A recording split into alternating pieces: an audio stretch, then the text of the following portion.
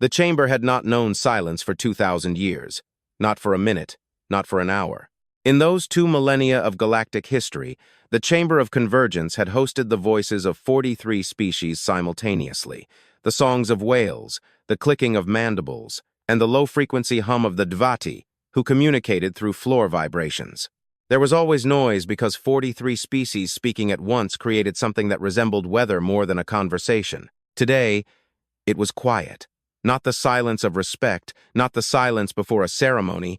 It was the silence of a room full of people who had run out of words and realized it. Ambassador Tassalavara of the Qatari stood in the center of the stage, letting the silence settle. In her 340 years, she had learned that silence performed more work in such halls than words. She also learned that sometimes, silence was the only thing left that was honest. She was tall by most species standards.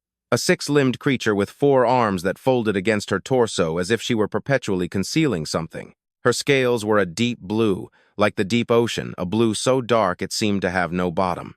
Her eyes were golden and ancient. Right now, they were fixed on the war map projected behind her with the expression of a person watching their home burn while being too far away to do anything about it. The map occupied the entire back wall of the chamber. It featured 3 colors. Red, the dominion of the Breet. The red was everywhere. It had been growing for 11 years, system by system, slowly, surely, and mathematically, like a tide. It wasn't in a hurry. It didn't need to be. Gray space, once belonging to the converged species, now belonged to no one. Gray was what remained after the red arrived and then left. Systems where populations, cultures, and histories older than the convergence itself had once thrived. Now, they were gray, quiet, and empty, with a vacuum deeper than empty space usually is. Blue was what remained. Clusters, shrinking constellations that everyone in the room could watch in real time, with live feeds from frontier systems fading away. A star going out, photon by photon. Tassalavara had watched that map every day for 4 years. She knew its shape, as she knew the shape of her own hands. She knew exactly where the red had been 6 months ago, where it was now, and what the difference between those 2 positions meant. She no longer looked at the map. She looked at the floor. She had brought no speech, no prepared statements, no diplomatic language to soften the sharp edges of what she was about to say. She had written 4 speeches and burned them all because they were lies, disguised as presentations, and she was 340 years old. Somewhere in the last 6 months, she had decided she was done with embellished lies. "We are losing," she said. Her voice resonated effortlessly across the hall. The Qatari had evolved in wide canyons, and their voices were built for long distances. Every species in the room heard her clearly. The translation systems embedded in the chamber's walls caught her and translated it into 42 other languages simultaneously. And in every language, it sounded the same: simple, flat, truthful. "We have undertaken 7 major offensive campaigns in 4 years," she continued. "We have lost all 7. We have lost 412 warships, 6 deep space stations, and approximately 9 billion lives across 19 systems." She paused not for effect, simply to breathe. The Dominion of the Breet had lost nothing. Not a single ship, not a station, not an inch of ground. The chamber did not stir.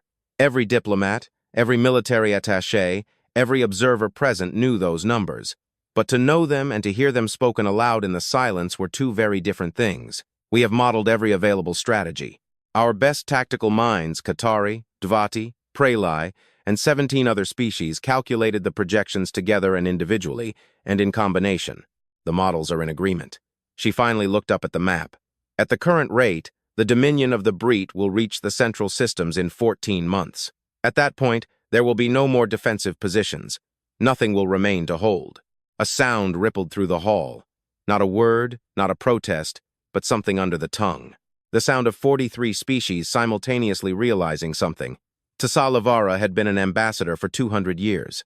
She had negotiated treaties, ended wars, and managed catastrophes that should have destroyed the convergence. She had stood in this chamber and delivered bad news many times, in many forms, but she had never felt like this. She carefully turned the feeling over, examining it. She was the type of person who preferred to investigate rather than feel, because investigation was what she did skillfully, while feeling was something that simply happened to her without permission.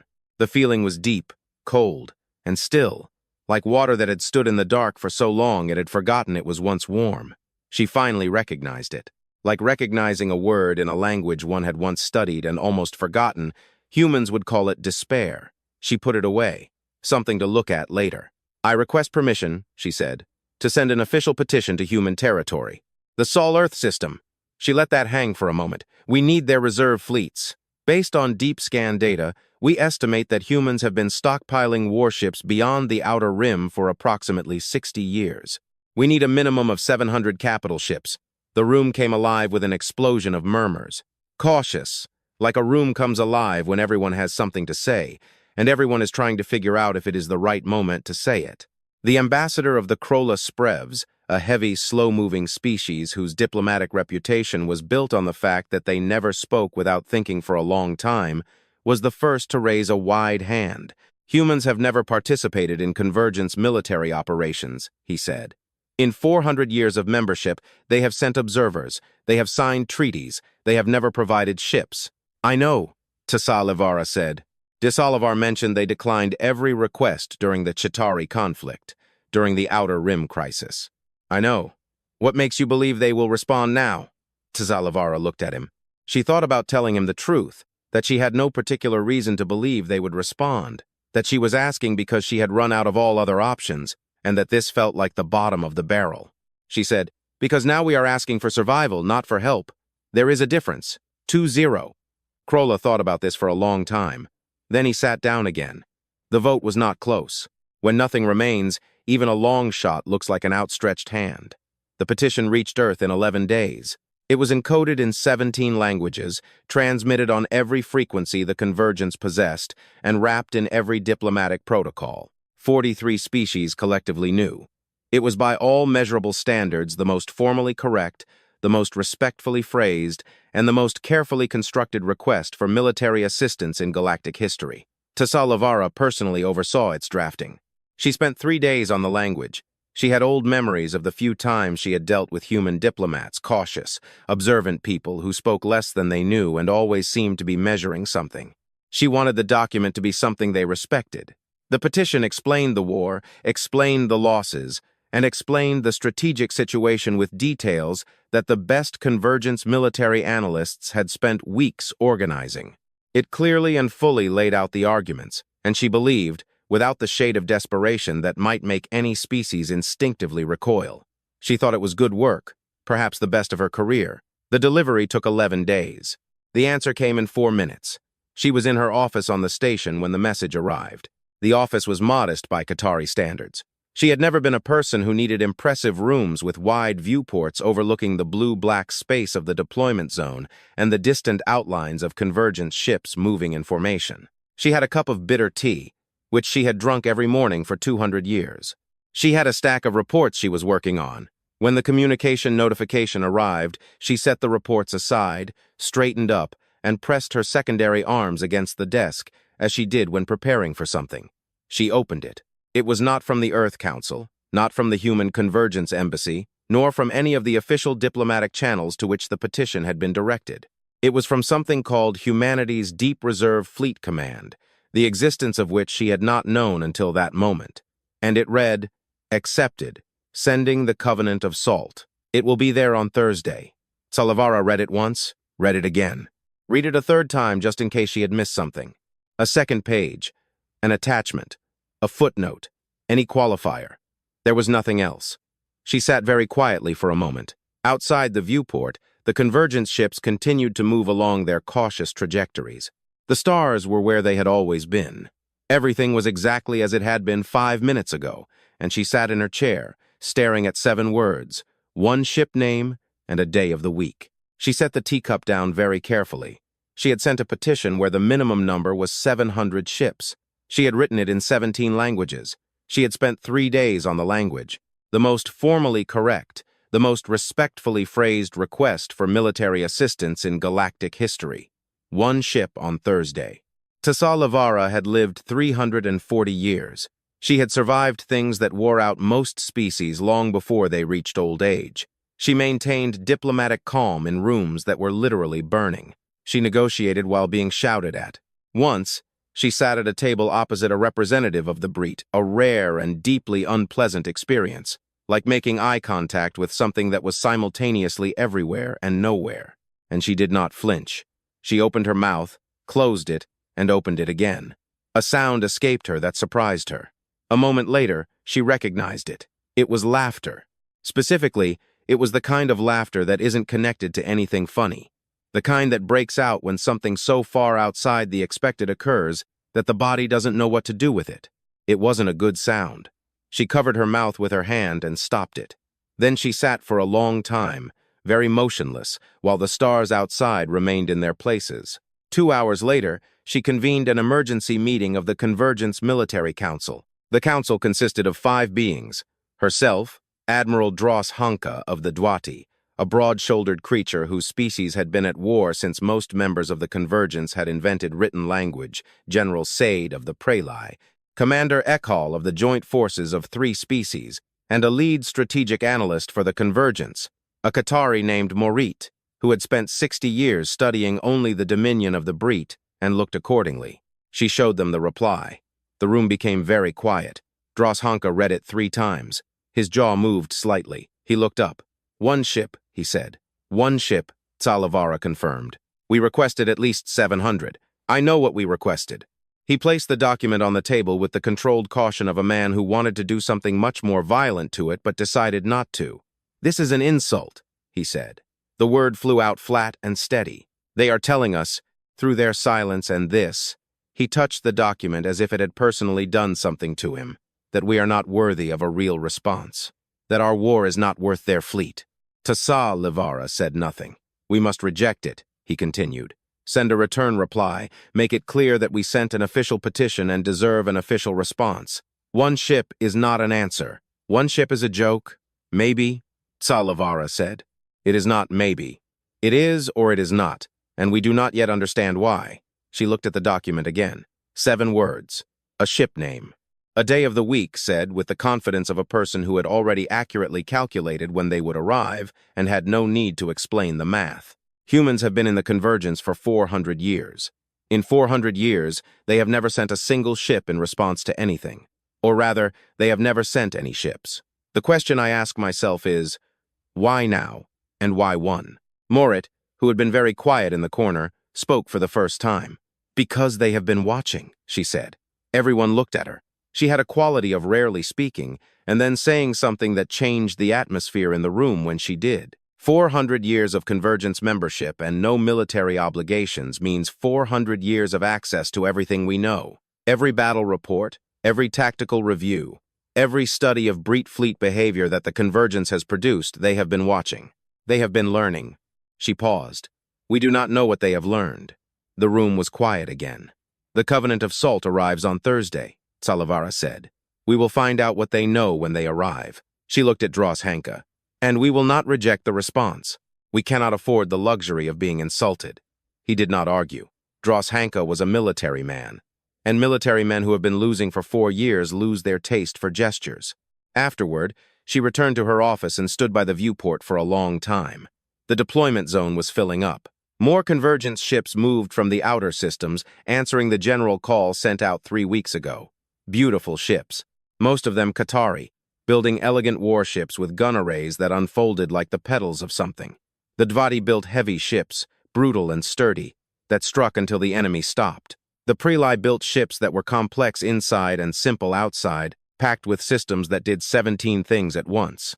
412 ships lost in 4 years, with the best fleet commanders in the galaxy managing battles, and somewhere beyond the outer rim, humans sat, watched, and built for 60 years. She had lived 60 years before she became an ambassador. She remembered what 60 years were like from the inside. A long time to do something.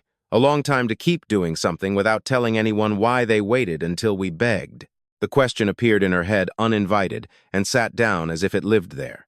She had told Kroll at the council that she was asking for survival, not for help, that there was a difference. She believed it when she said it, and she began to wonder if the humans believed it, and if that was the reason they finally responded. And if so, what species watches a war for 60 years and waits for a very specific question before picking up the phone? Outside, at the edge of the deployment zone, A new Qatari ship appeared, apparently arriving from the frontier. She watched as it docked. Thursday was 4 days away. She returned to her reports. She poured out the cold tea and brewed a new one. She worked. It was what she did when everything else ended, for 340 years. And the one thing that never failed her was the next task. She would understand Thursday. When Thursday came, she just couldn't shake that feeling, the cold, deep, and motionless water that had forgotten it was once warm, that when Thursday arrived, she would learn something about humans she wasn't prepared for, something they had always known about themselves, something they were patient enough to wait for the right moment to show. She suppressed the feeling, investigated it, and put it away. Outside, the stars remained in their places, indifferent and bright, and the blue cluster on the war map maintained its cautiously outlined, shrinking shape. And somewhere beyond the outer rim, one ship was already on its way. Thursday arrived as Thursdays always do, without ceremony, without warning, not caring about what was at stake. 7 Verita launch pads were at the edge of the Convergence's last defensive point, a wide, flat area of space between 2 dead star systems where there was nothing to hide behind and nowhere to retreat, making it great for defense and terrible for everything else. 50 warships were in position there, the best the Convergence could scrape together on short notice, which wasn't as good as they would have liked, but it was what they had. They had been in position for 6 days, waiting. The ships were good, the crews were trained, experienced, and steady. Admiral Dross Hanke had placed them in well-layered defensive formations with overlapping lines of fire, a formation that a textbook would call solid, and a gamer would call buying time. The Breet border was 4 light hours away. Everyone felt it, like feeling a storm on the horizon before it comes, that particular weight in the air, that special silence. At 6:12 station time on Thursday morning, long-range sensors picked up a single illuminated signature entering from the outer rim, one ship. It came out of faster-than-light travel at the edge of the deployment zone, and remained there for exactly 9 seconds, long enough for the Convergence ship's targeting systems to get a full readout on it, and then move toward the station at a constant, leisurely speed, as if arriving where it had always intended and saw no reason to hurry. Tassalavara was on the command deck of the Qatari flagship Broadwind when it arrived. She had slept poorly. She had been on the command deck since 4 because she was the type of person who couldn't sit in her cabin when something important was about to happen. She had a cup of tea. She didn't drink. The sensor chief, a young officer, a Qatari named Prel, whose face reflected everything he thought, brought up the feed and displayed it on the main screen. Tassalavara looked at the Covenant of Salt. It didn't look like a warship. She wasn't sure what it looked like. It was black, that was the first thing she noticed. Not standard military gray or the deep silver of the Convergence fleet, but black, matte, and non-reflective, the type of black that didn't catch light but rather absorbed it. It was long, significantly longer than the Broadwind, and the Broadwind was not a small ship, but where the Broadwind and every other ship in the deployment zone were clearly built to look powerful, gun ports visible, armor plates noticeable, the visual language of threat written in every line, the Covenant was smooth, simple, almost featureless on the outside. There were no visible gun ports. That either meant it had no weapons, which seemed unlikely given the circumstances, or that the weapons were where the eye wasn't invited to look. Tassalavara looked at it for a long time. "The hull configuration is different from anything in our database," reported Prel. He tried to sound professional. He almost succeeded. "The engine signature is larger than it should be for a ship of that size, much larger, as if the ship is carrying." He double-checked his readings. 3 times the power required for such a vessel. "Why?" asked Salavara. "I don't know," he said. "I genuinely don't know." The Covenant of Salt docked at the station with the effortless ease of a vehicle that had done it 1,000 times. No complications on approach, no course corrections. It simply arrived, extended its docking arm, connected, and went still. The hatch opened. 3 humans came out. The Qatari had records on humans, of course. 400 years of Convergence membership provided many records. Tassalavara had studied the species as she studied every species she worked with. Their history, politics, patterns of conflict, and their famous tendency to be unpredictable. She had met human diplomats before, cautious, observant people, polite in a way that felt like a coat they wore rather than something they actually were underneath it. The humans who emerged from the Covenant of Salt didn't wear that coat. The first to come out was Commander Verio Kafar. She was about 40 years old by human standards, which for a species living about a century meant she was past the middle and approaching the end, with clear eyes and no particular worry about it. She was dark-skinned, of medium height, with the build of a person who is strong in a practical sense, not an impressive one. She walked the way humans walk when they stop caring what their walk looks like. She carried a ceramic mug. The mug was white with writing in human script. Tazalivara would get a translation later. It said, "The most normal apocalypse in the world." She didn't explain the mug. 2 other crew members followed her. A tall man with a long, gentle face, who turned out to be Lieutenant Chin, and a shorter woman named Kowalski, who was already inspecting the station with the open curiosity of a person who finds new places interesting, not frightening. They both nodded to the convergence officers waiting for them friendly, easy, as if they had just arrived at the last defensive point in a losing war on a single ship. Tazalivara stepped forward. She delivered the formal greeting she had prepared since Tuesday. She spoke of the gravity of the situation, the honor of humanity's response, and the hope that their partnership would prove decisive. She had written it that morning, and it was good, diplomatic language, warm, cautious, appropriate. Kafar listened to it all politely, patiently. When Tazalivara finished, Kafar said, "Excellent. Can we look at the map?" They went to the tactical room. The room was built for this. A wide table, a full holographic display, enough room for a dozen officers. Dross Hanka was there, Breet. The best military minds the Convergence had gathered in one place. The layout of the Breet Dominion fleet appeared on the holographic display, 4,200 ships. The number had acquired a special quality by this time. Convergence officers had been looking at it for weeks, and it had become a kind of permanent, heavy presence. Not a number 1 felt anymore, just the shape of doom that sat in the background of everything, like weather you had stopped arguing with. Kafar walked around the table, looked at the display from different angles, and sipped from the mug. She didn't say anything for 2 full minutes, which was long enough for Dross Hanka's jaw to begin to clench. She took control of the display, turned the view, and zoomed in on a specific section of the Breet formation, the central cluster deep inside the enemy fleet. "These," she said, 17 ships sitting in a tight cluster in the center of the Breet formation, surrounded on all sides by the larger fleet. "What about them?" asked Dross Hanka. "Those are command and coordination vessels," said Kafar. She said it the way one says something that has been known for a long time and is now being told to people who should also know. The Breet are a hive mind. They don't use distributed command. They can't. A hive mind of this scale needs central coordination to remain a unit in battle. Otherwise, there is a signal delay between parts of the fleet, and tactical response time goes to hell. She circled the 17 ships with one finger. Everything passes through these 17 ships. The other 4,000. She briefly calculated. 183 vessels. Drones. Smart drones built for war. But drones. Cut off the 17, and the 4,000 turn from a coordinated force into 4,000 individual ships without the tactical consciousness that unites them. The room was very quiet. Dross Hanka said, "You mean to say there are 17 ships?" "I mean to say there are 17 ships," Kafar confirmed.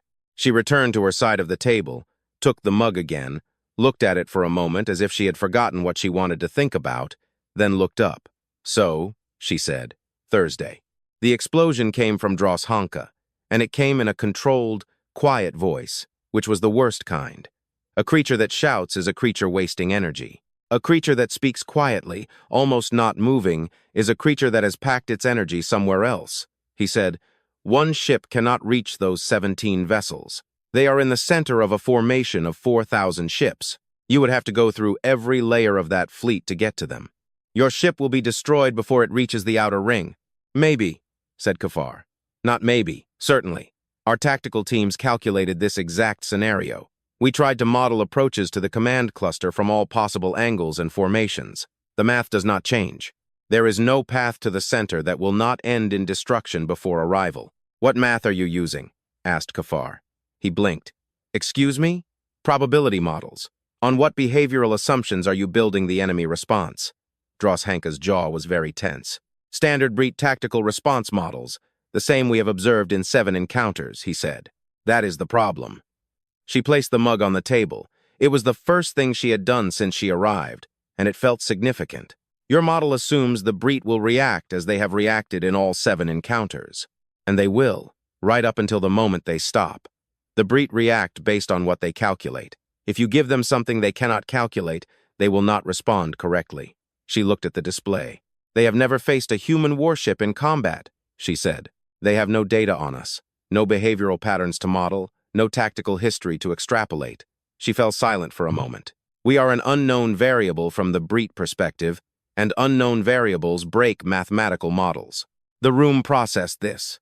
Tsalavara, standing behind, watched Kafar with the same attention she paid to things that were either very important or very dangerous, and she had learned in 300 years that those two categories almost entirely overlapped. She watched Kafar on the day she introduced her to the chamber, looking for what was under the surface, what the numbers were actually saying. Droshanka was not finished. He was a fair creature in the sense that he tried to be, and he heard Kafar's arguments, and he saw the logic in them, and he was still furious. "One ship," he said, and this time it sounded with more weight. "We sent a petition explaining that we need at least 700 ships. We explained the war. We explained the losses. We have been fighting this enemy for 4 years, and we have lost everything we put in front of it. We requested 700 ships." He looked her straight in the eyes. "You sent one." Ambassador Tsalavara spent 3 days on the language of that petition. It was a formal request for military assistance in a survival situation. You replied in 4 minutes with 1 ship and a day of the week. Kafar met his gaze. She had calm eyes. The ones that don't look away when it gets uncomfortable, not out of stubbornness, but out of a kind of quiet confidence in where she stands. "Yes," she said simply. "It is an insult," he said. "Intentionally or not. I understand why it looks that way. You understand because, from my perspective, humanity decided that our war is not worth a real response. That 43 species losing 9 billion people and 400 ships is something you can answer in 4 minutes with 1 ship and a careless message." Kafar was silent for a moment. When she spoke, her voice had the same quality it had held the entire time, level, unhurried, not unkind. "I answered in 4 minutes because we already knew what the answer would be. We have watched this war since the first Breet invasion. We know the enemy. We know the deployment zone. We know what the situation is." She paused. "We sent 1 ship because 1 ship is what is required in this situation. If I thought you needed 700, I would have sent 700. The room was very quiet. "You think 1 ship is enough," said Droshanka. "I think 1 ship is the correct tool. Kafar, 700 ships in such a formation would be 700 targets. The Breet have been calculating large fleet engagements for 400 years. They know exactly how to handle a large fleet. They don't know how to handle us." She took the mug again, looked at the display. "You don't need more ships. You need something they haven't seen." The silence stretched. Tsalavara, standing behind, heard herself say, "How long have you been studying them?" Kafar looked at her. "Fighting? How long?" "Long," said Kafar. She didn't specify. She turned back to the display and began to project trajectory models. Tsalavara stood very quietly. "Long," she said easily. "Between things, as one mentions something that isn't a secret because they don't consider it one. Long, not an answer, not a real answer."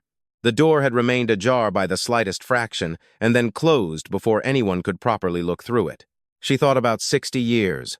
She thought about a fleet being built beyond the outer rim while 43 species bled out against an enemy they could not defeat. She thought about 4 minutes. She thought about what species builds something for 60 years, watches a war, waits for a very specific question, and then answers it in 4 minutes with 1 ship and a day of the week and the absolute, calm confidence of a person who already knew how it would end. The cold feeling she had put away in her office rose again in her chest. She suppressed it. There was a war to be fought. There was Thursday and the Covenant of Salt, and a cluster of 17 ships sitting in the center of 4,000 enemy vessels. She would understand the rest later. Kafar was tracing the trajectory on the display and telling Droshanka something about approach vectors. Chin was writing something on a small device. Kowalski was looking at the display with the open interest of a person who finds tactical problems genuinely fascinating. They were going to enter that formation on 1 ship. They were calm about it. Tsalavara was calm in heavy rooms, not because it didn't matter, but because calmness was a tool, something known, something practiced until it worked when they needed it. The difference, she realized, was that she used her calmness to manage situations. Kafar's calmness seemed to come from somewhere much further away, from something that was decided long before this room, this war, this deployment zone. as if she had already done the calculations and they had turned out to be correct, and there was nothing else worth worrying about. That thought should have been comforting, but it wasn't quite. Outside the station, the Convergence fleet held its cautious formation in the dark, and 4 light hours away, 4,200 Breet ships moved toward the last blue object on the map, slowly, surely, and mathematically, like a tide. The Covenant of Salt sat in the dock, waiting for Saturday. As it turned out, Kafar said that Thursday was the arrival. She didn't say when she planned to move. Navigator Prell from the Qatari ship Broadwind was 22, which by Qatari standards meant he was practically a child, and he had volunteered for frontier duty 3 times because he grew up on stories about the Convergence and believed in it, as the young believe in things unconditionally, without the complex texture that age imposes on belief. He had been on the Broadwind for 8 months. He had seen 4 encounters with the Breet. In 3 cases, they ran. In 1, they lingered briefly before running. He had seen familiar ships picked apart by enemy fire, and he learned that the stories he grew up on were good stories. They were just incomplete. On Saturday morning at 5:12 station time, he was at the navigation console when the Covenant of Salt undocked. He watched it on the sensor screen because his job was to watch what the sensors showed. And what the sensors showed, he later tried for a long time to describe in words. The Covenant moved slowly away from the station. Then it turned toward the Breet formation, which was visible on long-range sensors. Now 4,000 ships in their perfect mathematical formation. 4 light hours away and approaching, and it stopped. It took a position. Prell double-checked the sensors. The ship didn't accelerate. It didn't change configuration. It just stood there about 12 kilometers from the station, aimed at the enemy fleet. "What is it doing?" asked someone behind him. He checked the readings again. "I think it's scanning," he said.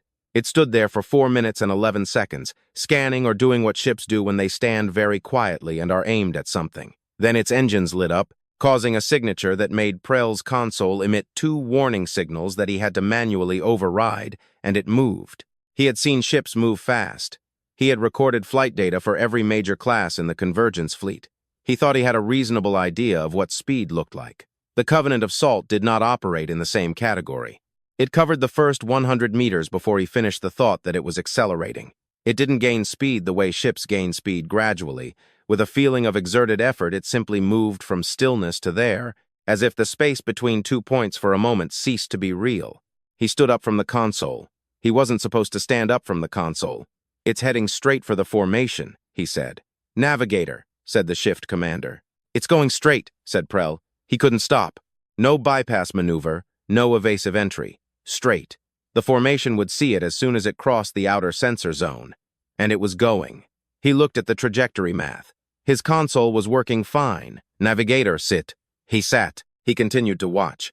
What happened over the next 2 hours was recorded by every sensor on every ship in the Convergence fleet, studied by 9 separate military analysis teams for 6 months afterward, and never fully explained to the satisfaction of Prell or anyone else. He wrote his report 3 weeks later when Ambassador Tassal Lavara's office requested individual crew reports from everyone on sensor duty during the engagement. He wasn't sure if he would be helpful. He wrote it anyway. The outer formation of the Breet opened fire at roughly the same moment the Covenant crossed their sensor zone. This was expected. What was not expected was that the Covenant would not be where the fire was headed by the time it got there. I want to be precise about this because I have reviewed the sensor data more than 30 times. The Breet aimed precisely. Their targeting systems, by all our analyses, are the best in the known galaxy. They hit what they aim at. In every engagement I have observed, and in every engagement in our tactical database, the Breet hit what they aim at. The Covenant was not there. I don't mean it dodged. I mean it was somewhere else even before the fire arrived, as if it planned to be somewhere else before the shot was fired. I checked the timing of this. The Covenant's course change preceded the weapon discharge by roughly 0.3 seconds. I don't know how that's possible. I asked 2 people who understand physics better than I do, and both said it shouldn't be so. It happened 11 times in the first 40 minutes. Fleet Admiral Dros Hanka of the Dvati was a creature who had spent 30 years in military command. He had earned those 30 years the hard way in small and large engagements. And during that time, he had developed a model of how battles work, built on real experience, not theory. The model had categories, patterns, known behaviors. He had refined it over hundreds of encounters until it was reliable. Like a good tool, you take it, and it does what it should. He watched the Covenant of Salt punch through the outer ring of the Breet formation on his command display, and his model wasn't working. It wasn't that the ship was fast, though it was faster than anything he had on record. It wasn't that it was effectively dodging, though the dodging patterns were unlike anything in the tactical database. It was something underneath both those factors. The Covenant moved as if it knew where it was going, not in the sense of having a goal, but in the sense of having an already completed plan. And the battle was simply the process of executing it, and the enemy fire was an inconvenience that had been accounted for beforehand. He watched as it took the first hit. It came from 3 breach ships coordinating their fire, a multi-layered pattern that his own tactical analysis identified as a standard response to a fast-moving single target. A good response, a shot his best evasion pilots would have had real problems with. The Covenant took the hit on the port side. Its sensors screamed. Its damage analysis program flagged it as a significant breach in the hull. Probability 63%. Impact on power plant possible. Weapon systems unknown. A hit that in any command he had led would have been the moment to either break off or accept what was coming. The Covenant turned not away from the fire, but toward its source. It returned through the outer ring into the middle formation, into the fire, into the densest concentration of enemy ships, which was exactly the opposite direction of every tactical principle he had built for 30 years. He leaned back in his chair. He had seen bravery before. He had seen despair. He had seen that particular kind of reckless choice that creatures make when they decide the outcome doesn't matter and only the action remains. This was none of that. The Covenant returned to the source of the hit not because it had stopped calculating. It returned because it had not come to this conclusion easily or quickly. Its calculation produced this as the correct answer. Aggression as logic, direct heading as the most tactically sound option available. He leaned forward and began to watch carefully which specific breach ships the Covenant was striking. They weren't the ones closest to it. They weren't the ones shooting at it. They were 3 specific vessels out of the 17 command cluster ships that Kafar had circled on the display 2 days ago. And they were the 3 at points in the formation that would lead to the greatest disruption of integrity upon their removal. She already knew, he said aloud, addressing no one in particular. She knew the sequence before she entered. She knew which ones in what order. And she conducted an approach that allowed her to get to the first 3 fastest. The hit didn't change the plan. She had accounted for it. Sir, how could she? I don't know, he said. He watched as the Covenant made 3 kills. Clean, fast, surgical weapons unfolding from the hull, so that as his sensor chief later told him, the entire sensor team experienced a moment of existential confusion because the hull reconfigured, not opened, the ship's appearance changing to present weapons at exactly the needed angles for exactly the needed shots. He watched as the Breet formation froze. He had never seen the Breet freeze. He had never in 30 years seen a hive mind stop. They didn't stop. They calculated, and then acted. And the calculation was so fast that from the outside, it looked like instinct. There was never a pause because there was never uncertainty. Math always told them what to do, and they always did it. Math wasn't telling them what to do. He saw it in the formation. The outer ships were slowing their advance. The inner ships were correcting positions in a way that wasn't part of any defensive or offensive pattern. He recognized the small fractional movements that were the equivalent of a human shifting weight at the formation level, searching for stable ground. The Covenant was still in their midst, still moving. Commander Ekal of the Joint Forces wrote a much shorter report than Prell. At 7:12, the Covenant destroyed 9 of the 17 command and coordination vessels. The Breet formation's reaction by this point had become noticeably degraded. The outer ring of ships was operating with a delay of roughly 7 seconds between stimulus and reaction, which doesn't seem significant while you are in battle, but 7 seconds is the difference between a shot hitting where it was aimed and a shot hitting where the target used to be. At 7:41, the Covenant took a second hit. This one was larger. Our damage systems marked it as critical. I ordered a rescue approach planned, and then about 4 seconds later canceled it because the Covenant had already resumed course and speed. I won't pretend I understood it at that moment. I will say that what I observed was a ship that took damage our systems considered potentially fatal and responded with acceleration. Do what you want with that. It was Breet who monitored the communication data. Everyone else was looking at the visual feed, at the weapon hits, at the tactical display. Breet watched the Breet communication patterns, the signals passing between command ships, the coordination traffic that was the hive mind's nervous system in battle. She had studied the Breet for 60 years. She knew their communication patterns better than anyone in the convergence, perhaps better than anyone alive. She could read the shape of their signals without translating the content, as one can read the mood of a conversation by tone and rhythm. Without hearing the words, she watched the communication patterns during the first hour of the encounter. What she saw during the 93 minutes of battle, which for the Covenant should have ended about 80 minutes earlier, was a hive mind unraveling, not breaking, not panicking. A hive mind cannot panic the way individual creatures panic. But she watched as the Breet coordination traffic turned from dense, accurate, multi-layered, as always, as a machine operating smoothly and purposefully, into something that repeated the same processes over and over, faster and faster, producing answers. Then it seemed to discard them and start over. A calculation that constantly arrives at a meaningless result will endlessly recalculate, hoping the next run will yield something useful. The Breet were doing this with the Covenant of Salt. They were running a behavioral model of the ship, generating predictions, acting on those predictions, finding the predictions incorrect, running the model again, finding the model incorrect, running it again. The ship didn't behave the way any rational sample could calculate. And the Breet's entire tactical system was built on modeling rational behavior, on the mathematical certainty that any species, when odds cross a certain threshold, would choose survival over fighting. The Covenant didn't cross that threshold. It reached it and continued. It took damage that put it past all inflection points of the survival calculation in the Breet model and responded with acceleration. The model broke. Morit watched the Breet run it 47 times in 93 minutes. It broke 47 times, she wrote in her report. I spent 60 years studying the dominion of the Breet.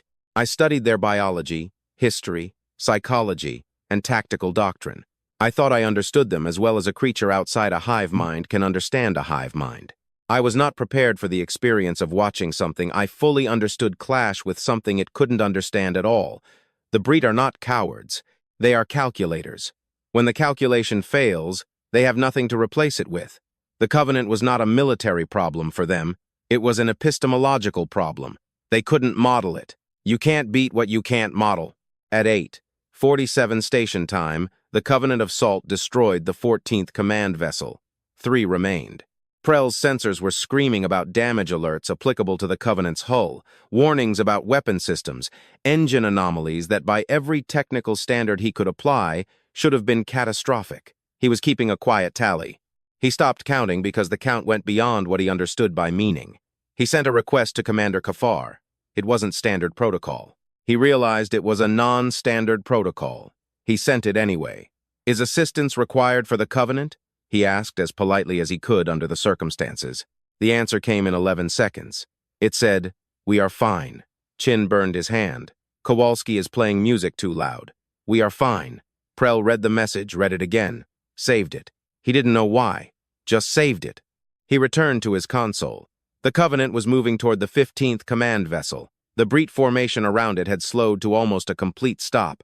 4,000 ships, arranged in their perfect mathematical formation, and the entire structure lost the quality of a very complex machine.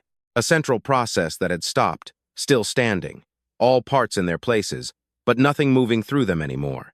He thought about the 7-second delay noted by Admiral Dross Hanka. He thought about how in a hive mind, a command delay doesn't affect one vessel. It affects everyone. Outside the viewport of the broad wind, far in the distance, the little black ship moved through the middle of 4,000 enemies as if it had a specific destination. And it simply decided that 4,000 was not a serious obstacle. Chin burned his hand. Kowalski is playing music. They are fine. Prell sat at his console and felt something move through him that wasn't quite a tremor and wasn't quite fear, but it was. He would decide later what that peculiar sensation was when a young creature's understanding of the world is quietly and irreversibly rearranged. He had grown up on stories about the convergence. He believed in it as the young believe. Now he believed in something a little different. He wasn't sure what to call it yet. He watched as the Covenant destroyed the 15th vessel, then the 16th. The Breet formation stopped completely. He checked the readings 3 times because the Breet formation stopping made no sense. And then he understood, not by the readings, but by the silence in the formation itself. The complete absence of tactical coordination traffic that Morit had been monitoring all morning. It wasn't a tactical maneuver. It was a hive mind that had run out of answers. It was 4,000 ships waiting for a calculation that wasn't coming. He had one thought. Looking at the display, he thought, I will spend the rest of my life trying to explain what I saw this morning, and I won't succeed. He was right about that. He tried many times in different forms, and he never succeeded. Some things refuse to be small enough for words. The dominion of the Breet has no leader. It is a concept that species with leaders tend to struggle with. The natural instinct is to look for the one at the top, the one whose voice speaks for the others, the place where the decision happens. Every convergent species had something like that. A council, a monarch, an elective body, a council of elders, some arrangement of appointed authority with a chain below it. Even species that prided themselves on collective decision-making eventually had a place where the decision actually occurred. The Breet had consensus. 1,100 years of consensus, built through a hive mind that linked every one of their ships and creatures into a single, vast consciousness. Not a democracy. Voices imply individuals with preferences, and the Breet hive mind did not experience preferences as individual creatures do. Not a dictatorship. There was no center of power because the mind was, in a meaningful sense, everywhere simultaneously. A living calculation. A species that evolved beyond the need for leadership because the mind itself was the leader always for everyone, without debate. It never erred. In 1,100 years of existence and 400 years of expansion, the Breet consensus never gave an answer that turned out to be false. It never led them into a battle they didn't win, never gave them a strategy that failed, never generated a projection that the universe subsequently disproved. Other species looked at Breet history and called it ruthlessness, hunger, or imperial ambition. The Breet had no words for any of that. They had math, good math, endlessly refined, giving correct answers. Expansion was simply the natural result of correct answers.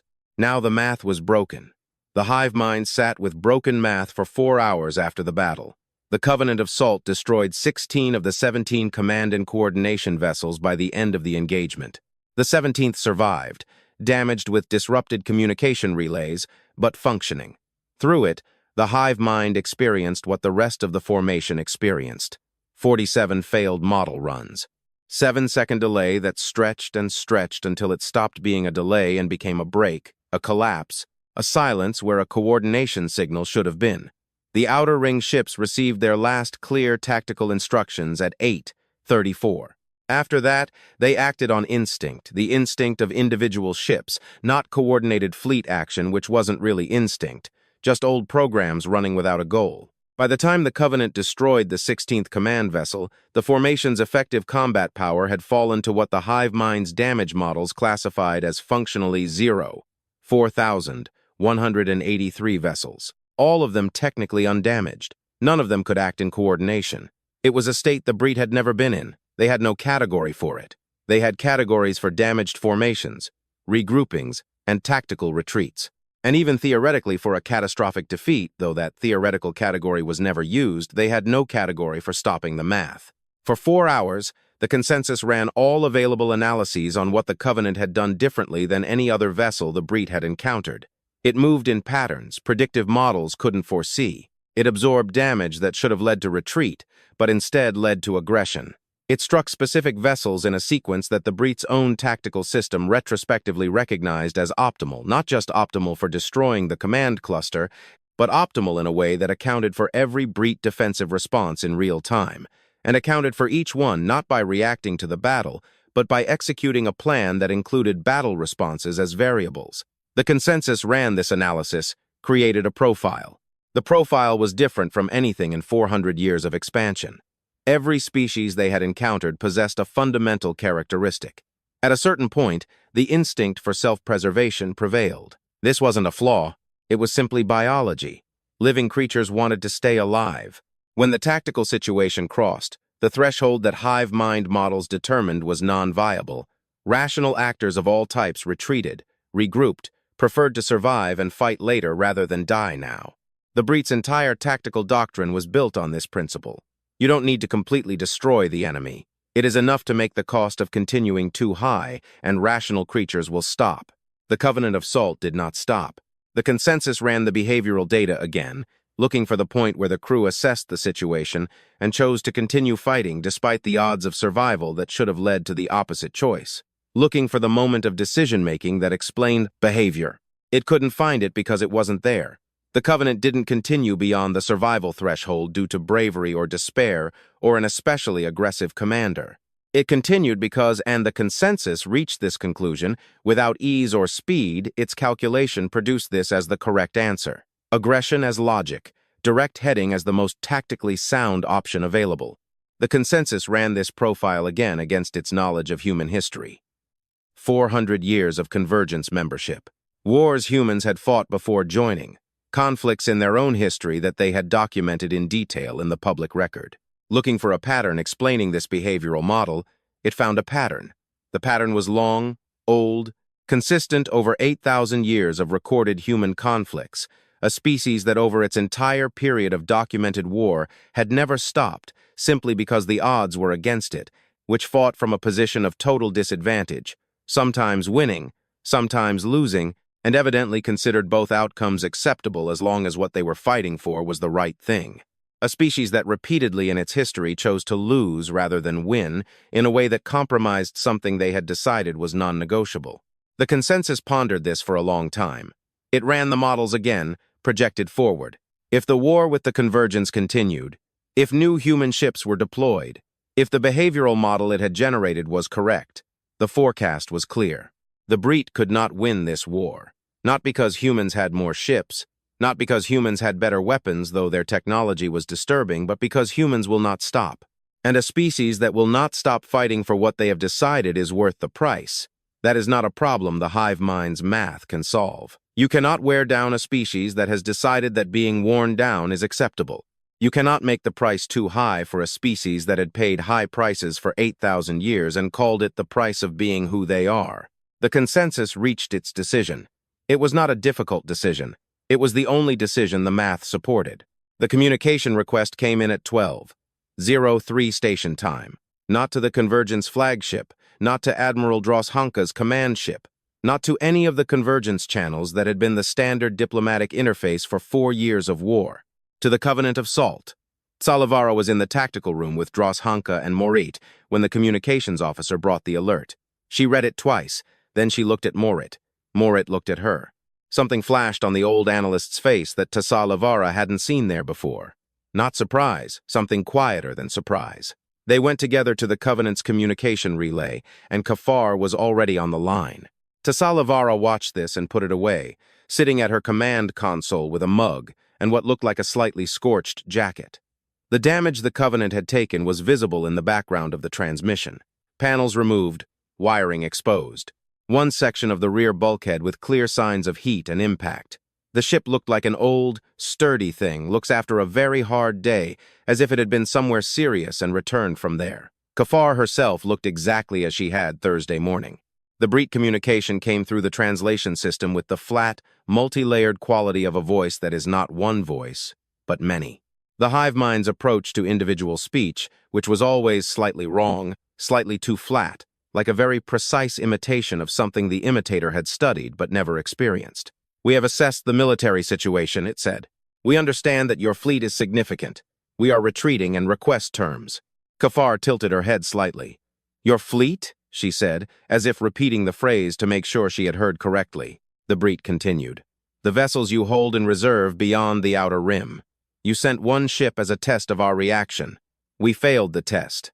We do not wish to face the rest." The room was very quiet. In the background of the Covenant transmission, faint and thin, something played through the speakers from somewhere deeper in the ship. Music. The music that had rhythm and energy and sounded so loud that its player didn't seem to know that anyone was listening on the fleet-wide channel Kowalski. Kafar reached out and turned off the onboard audio. She looked at her screen for a moment, then turned slightly toward Chin, who was sitting at the neighboring console with a bandaged hand and the expression of a person who had understood something and was waiting to see what would happen next. Kafar turned the channel off. "Don't correct them," she said. Chin's expression didn't change. "Accepted," he said. She turned it back on.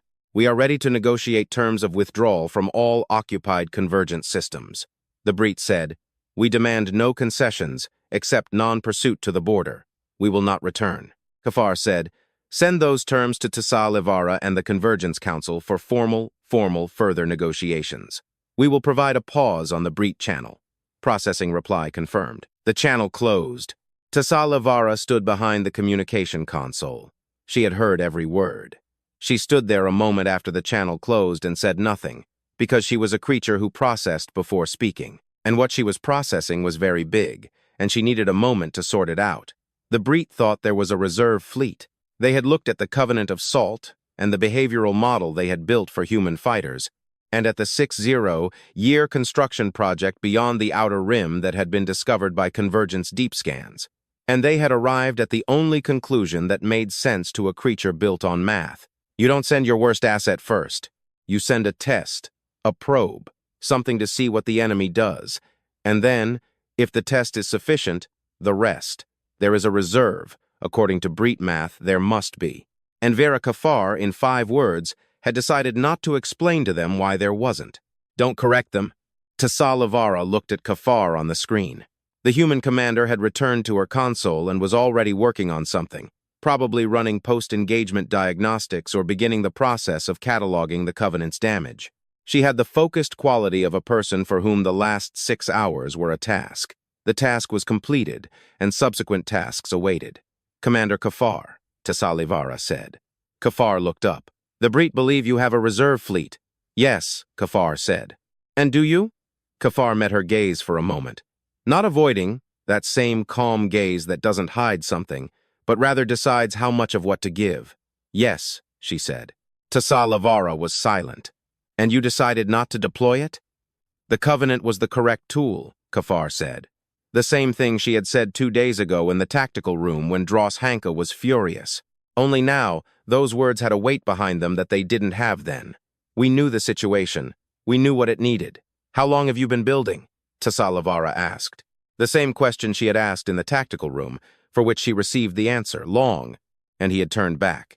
Kafar looked at her for a moment, a longer moment than she had held any gaze since her arrival. Before you knew of our existence, she said. She returned to her console. That was all. Droshanka was pacing when Tasalavara found him in the corridor behind the tactical room.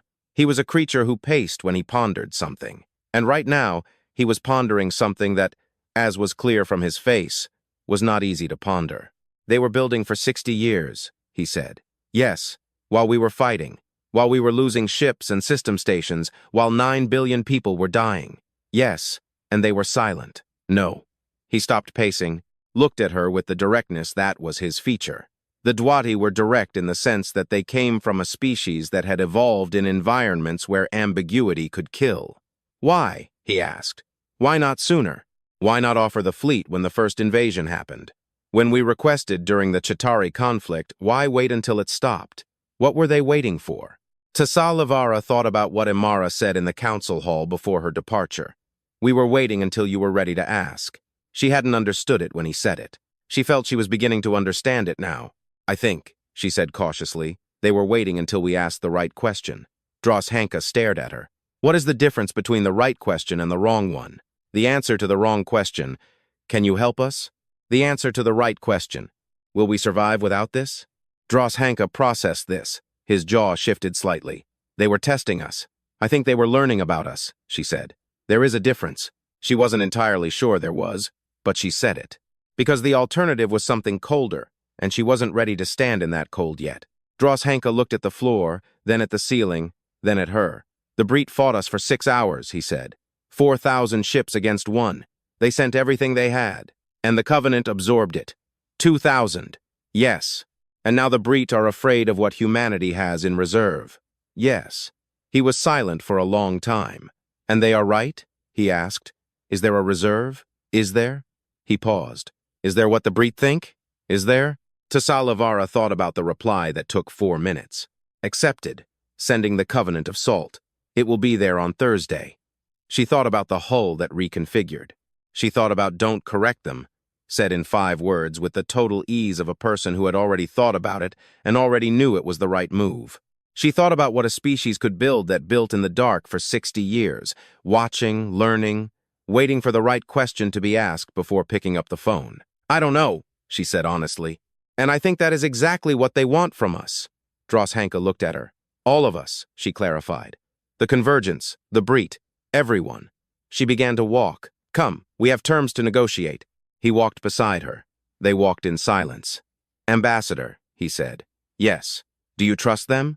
Tasalavara pondered the question with all the seriousness it deserved. She had been pondering it since Thursday morning, since the moment of the 1-minute reply, since the moment of don't correct them, and the 60 years of building in the dark, and the before you knew of our existence.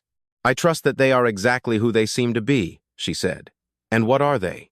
She thought for another moment.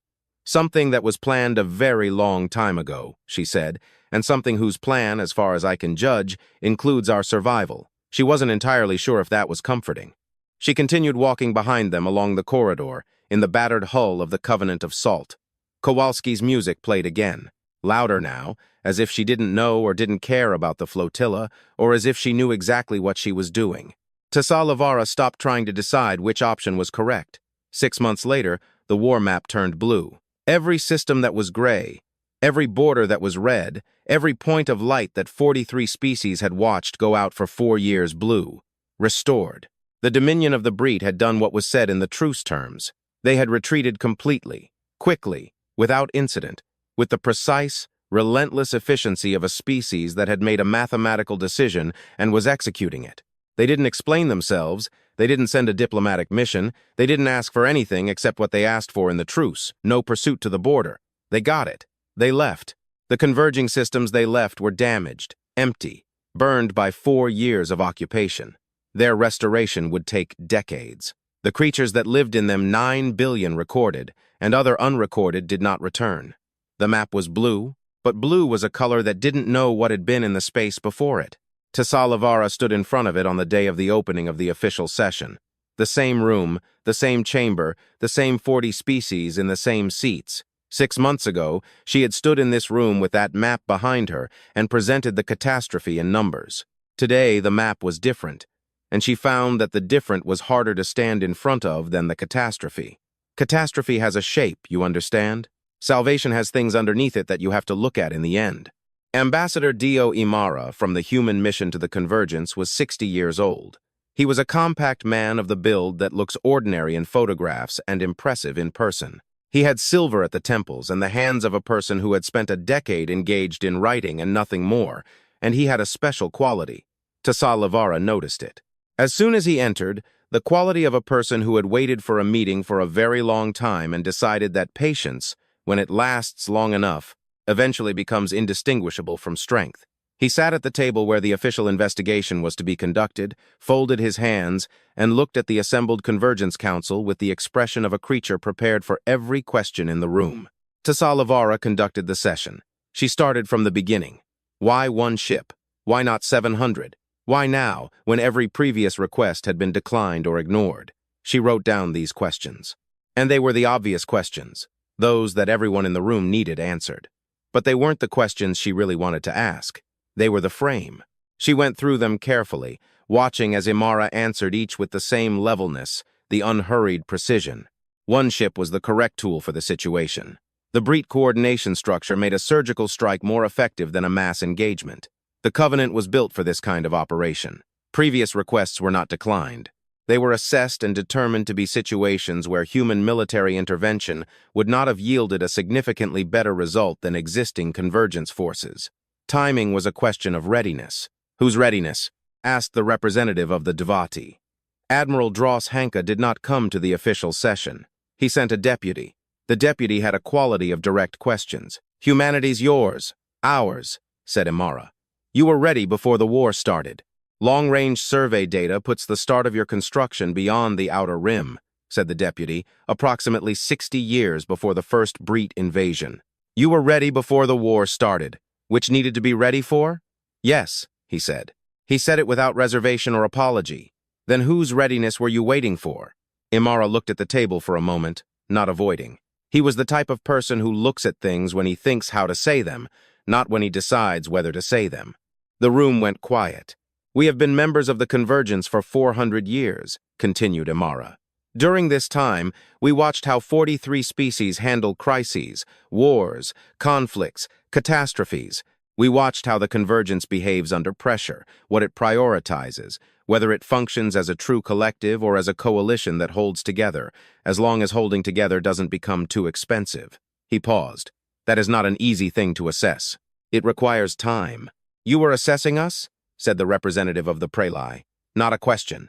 We were learning who you are. We learned that the convergence will hold, said Imara. Under enough pressure, it will hold. 43 species, different histories, different biology, different values. And under 4 years of the worst military campaign in galactic history, you remain together. He paused. That means more than you think. Why? Asked Tazalavara. He pondered this because what comes next requires it. He said that the Breet are not the last problem in the galaxy. They are not even the most complex. What comes next will be harder, and it will require 43 to function as one, not as 43 separate species with a common building. He looked at the map. You can do it now. 4 years ago you couldn't. The room processed this.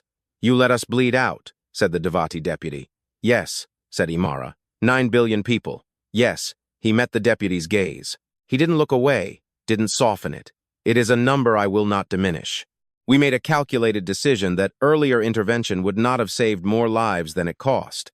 And I will not pretend that this calculation is comfortable or that everyone in that number would agree with it. It is a burden. The silence that followed had a special texture, the one that arises when a room of people hears something true that they wish were not. Tazalavara had spent 6 months living with what was under the relief, cold, deep, motionless. She investigated it every day, turned it over, tried to find a name for it. She hadn't found a name. She looked at Imara and thought that perhaps the name wasn't as important as she thought. Perhaps it was important to decide what to do with the feeling, not how to name it. What are the terms for further partnership? She asked. Back to the questions. Back to work.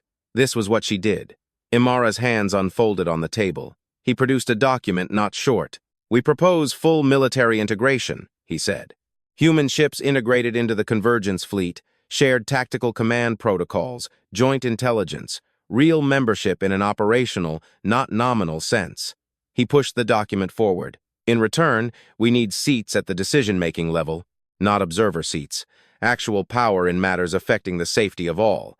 And you want to lead? Said the representative of the prelai. We want to be part of who leads, said Imara. Different things. Tazalavara took the document, looked at the first page. The proposals were detailed and specific, and she saw by their structure that they were written by people who understood the internal politics of the convergence with the precision of 400 years of observation, not requirements. Cautiously calculated proposals. The Covenant of Salt, she said. How many of these do you have? Imara looked at her. Commander Kafar's ship, he said. Of that class. How many? He met her gaze for a moment. Then he said, Enough. She found him after the session in the corridor outside the chamber. He was standing by one of the long observation viewports, looking at the space behind the station. The deployment zone had been cleared. The convergence ships were redistributed. The formation dissolved. The feeling of imminent catastrophe had been replaced by an uncertain, newly textured silence of a war that had just ended. She stood beside him and looked. How long have you actually known? She asked, without prefaces. She was 340 years old, and she had run out of patience for prefaces 6 months ago. Known what, exactly? That one ship would be enough. He pondered this. The same pondering that was actually pondering, not buying time. We modeled the battle 9 months before we sent the Covenant, he said. The Breet coordination structure was known to us for about 12 years. We identified the reliance on command ships by their communication patterns. The Covenant is specifically designed for this kind of encounter. We built it for this. You built a ship for a battle that hadn't happened yet? We built a ship for a battle we knew was coming, he said. 12 years is a long time for preparation. Outside, a Qatari patrol ship moved past the viewport. Long and elegant. The type of ship her people had been building for centuries, beautiful in its own way. She thought about the Covenant's hull, which reconfigured in the middle of 4,000 enemy ships. What would you have done? She said. If the Covenant hadn't been sufficient? He was silent for a moment, a longer moment than he had taken for any answer in the session. Thursday was always plan A, he said. She waited. He didn't continue. She turned to look at him. He was looking at the stars. His profile was that of a man who had said exactly what he wanted to say, and he had nothing to add. And plan B? She asked. He turned and looked at her. For the first time since they arrived in the corridor, full attention that reading gaze. "The session went well," he said. "Integration proposals look promising. I think this is the beginning of something that will hold." He wasn't going to tell her. She understood that without it being said. It wasn't a secret he was keeping from her specifically. It was a door that simply wasn't open. Not because there was something hostile behind it, but because some things by their nature work best when they are not looked at directly. Deterrence is ignorance. Ignorance is the essence. She turned back to the window. They stood there for a moment. The oldest ambassador in the Convergence, a person who had spent 60 years waiting for the right moment, looking at the same stars from different angles as people do when they stand in one place and see different things. "As much as possible," he said. "We were not indifferent to what you lost." She believed him. She wasn't sure why she believed, given everything. But that wasn't the hardest thing. Not the hardest. What is the hardest? He was silent again, not avoiding the reflection, looking at the stars the way one looks at something they have thought about for a very long time, and are still thinking about. "I will tell you when it is closer," he said. He left. She stood by the viewport for a long time after he left. The station buzzed around her with the sounds of a place that was functioning again. Convergence staff moved through the corridors. Distant noise of docking and undocking ships, low-frequency sound of systems working in normal mode. Not in emergency, the sound of the end of something and the beginning of what was coming next. She thought about the Covenant of Salt, which was still in the dock at Veritas 7 for repairs that were apparently extensive. But according to Commander Kafar's last report, it was doing well. She thought about Chin's bandaged hand. She thought about Kowalski's music playing throughout the flotilla during the truce negotiations with the Breet. She thought about, "We are fine" applied to a situation her instruments had classified as something else. She thought about what it meant that humanity had built its fleet beyond the outer rim, where no one could see it. 60 years, watching everything, learning everything, waiting for the right question to be asked, in exactly that way, before picking up the phone. She had spent 6 months trying to find a name for the cold, deep, motionless feeling in her chest. The feeling that appeared on the day of the 4-minute answer and never left her completely. She found it, standing by the viewport, looking at the stars that remained in their places, indifferent and bright. It wasn't fear, not quite. It was a relative of fear, something that lived in the same neighborhood. It was the feeling of understanding for the first time in 340 years that there is something in the galaxy she doesn't fully understand. Something patient, large, and purposeful that was there the whole time, watching, and had chosen at a specific and calculated moment to allow itself to be seen and showed her exactly enough. Never too much. Never too much. Exactly enough. She put it away, investigated it, found it interesting as one finds something interesting that they know they will be thinking about for the rest of their very long life. Outside in the dark beyond the viewport, the stars remained in their places, still, patient. They had burned for billions of years and would burn for billions more. And in all that time, they had seen everything and explained nothing. And right now, they reminded her so she couldn't explain it to anyone who asked about humanity of something that had been there the whole time, something that always knew, something that wasn't finished yet. The galaxy had spent 400 years assuming it understood who humans were. It gave them observer status and treaty memberships and polite minimal attention. It had asked them for help 3 times in 4 centuries and accepted quiet refusals and moved on. It hadn't asked the right question, when you are desperate enough to mean it. The Breet were 4 light hours away. And between her and extinction was nothing except the desire to say, "Please, we need your help. We cannot do this without you." The right question, as it turned out, was the one that got a 4-minute answer, and a ship called the Covenant of Salt arrived on Thursday. The Breet had been the terror of the galaxy for 400 years. It took significantly less time than that for the galaxy to discover that the species that ended that terror was not a reassuring kind of power. It was a different kind. The kind that had been watching since you didn't know where to look. The kind that sent one ship and meant it.